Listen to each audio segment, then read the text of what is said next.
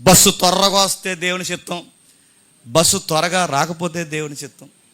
నేను ఇప్పుడు హైదరాబాద్ వెళ్ళాలంటే ఇప్పటికిప్పుడు ఫోన్ వస్తే నాకు హైదరాబాద్ వెళ్ళడానికి దేవుని చిత్తం, ఫోన్ రాకపోతే నేను అడుగుతాను ఎక్కడి నుంచి వచ్చారు వీళ్ళందరూనండి, ఎక్కడి నుంచి వచ్చారు, అక్కడి నుంచి వచ్చారు, ఇంకా మారలేదు, ఎక్కడి నుంచి బయట ఉంటుంది చూసారా, అలా అనకరా అలా అంటే జరిగిపోద్ది, అలా అంటే ఏం బొంద ఏం జరిగిపోద్ది. నేను అంటాను సీఎంని అయిపోతానా, ఎమ్మెల్యే సీట్ ట్రై చేస్తాను అయిపోతానా, అడుగుతాను ఎలా అయిపోతాను, అలా అంటే అయిపోతాను అడుగుతాను ఎలా అయిపోతాయి. అందుకంటున్నాను ఈ అన్యుల పద్ధతులు దేవుళ్ళలోకి వచ్చారు కానీ ఇంకా పద్ధతులు అవే ప్రాక్టీసులు ఇంకా క్రైస్తవం చేస్తుందా లేదు చెప్పండి.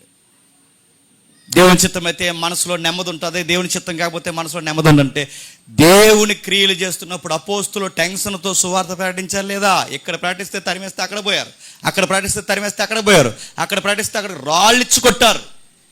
టెన్షన్లో కూడా దైవ చిత్తాన్ని నెరవేర్చర్లే చెప్పండి. టెన్షన్ ఉంటే దేవుని చిత్తం కాదు, టెన్షన్ లేకపోతే దేవుని చిత్తం అనే ఈ ఫస్ట్ ప్రాక్టీస్ మరి చెప్తున్నాను బిబిలికల్గా రాంగ్ ప్రాక్టీస్. ఎవరైనా ఇంట్లో ఉంటే ఈ ప్రాక్టీస్ని ఎవరైనా ఇప్పటివరకు కొనసాగిస్తే మీరు నన్ను తిట్టుకున్న పర్లేదు కానీ తప్పు అని మాత్రం మీ బైబిల్ మీద రాసుకోండి.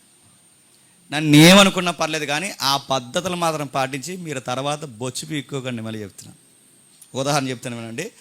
ఒక ఆవిడ పాస్టర్ గారిని అడిగింది సంబంధం, ఎన్ఆర్ఏ సంబంధం వచ్చిందనమాట.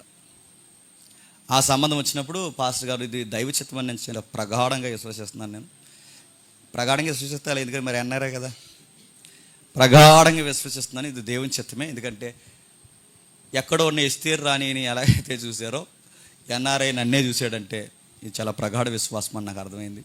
కాబట్టి పాస్టర్ గారు ఎలాగైనా సరే ఈ సంబంధం తొలగిపోకుండా ఇది స్థిరపరచబడి మీ ఇద్దరం ఒక్కటై అలాగా మేఘాల్లో ఫ్లైట్లో అలా యూఎస్ఏ వెళ్ళిపోయేలాగా ప్రార్థన, మీ గొప్ప ప్రార్థన విజ్ఞాపనలు పెట్టండి అంటే పాస్టర్ గారు అది కాదమ్మా, ఒకసారి ఎందుకు ఆ అబ్బాయి ఎలాంటి ఏంటో తెలుసుకో, ఎన్ఆర్ఐ ఎంత మాత్రం నమ్మేస్తే పెట్టి మంచి జాబు 1,50,000 శాలరీ ఉంటే వాడు బిబిలికల్గా ఎలా ఉంటాడో తెలియదు, వాడు ఇంటర్నల్గా ఎలా ఉంటాడో తెలియదు, తెలుసుకోవాలి కదమ్మా అంటే లేదు పాస్టర్ గారు నా సోల్ నాకు చెప్పేస్తున్నాను. సోల్ ఉంటుంది కదా లోపల, ఆ సోల్ నాకు చెప్పేస్తుంది పాస్టర్ గారు, నా ఆత్మ నన్ను చాలా గోజాడుతుంది, నా ఆత్మ పరిశుద్ధాత్మ కలిసిపోయారు, ఆ అబ్బాయే మీ అబ్బాయి అని నాకు చెప్పేశారు. ఇంకా ఏదోలాగా ప్రార్థన చేశాను పాస్టర్ గారు అంటే ఇంకా పాస్టర్ గారు తప్పగా మనసొప్పుగా సంఘ విశ్వాసాలు దైవ జనుల సమాజంలో బిడ్డ కనుక ప్రార్థన చేశాడు.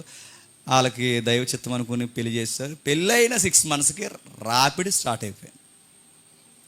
ఆడి పేరుకి ఎన్ఆర్ఐ కానీ ఆడికి ఒక్క ఎన్ఆర్ఐ బుద్ధి లేదు. ఆడికి కొట్టడం తిట్టడం, మరి ఫారెన్లో ఒక విచిత్రమైన పనిష్మెంట్లు ఉంటాయి, సిగరెట్లతో కాసడం, లిప్స్ ఇలా లాగడం, ఇలాంటివి బెడ్లతో కొట్టడం, మెట్లు ఎక్కించి త్వరగా కిందకి దింపడం, ఇవన్నీ అదో రకమైన ప్రాక్టీస్లు ఉంటాయండి అక్కడ. అలా కొడతారనమాట.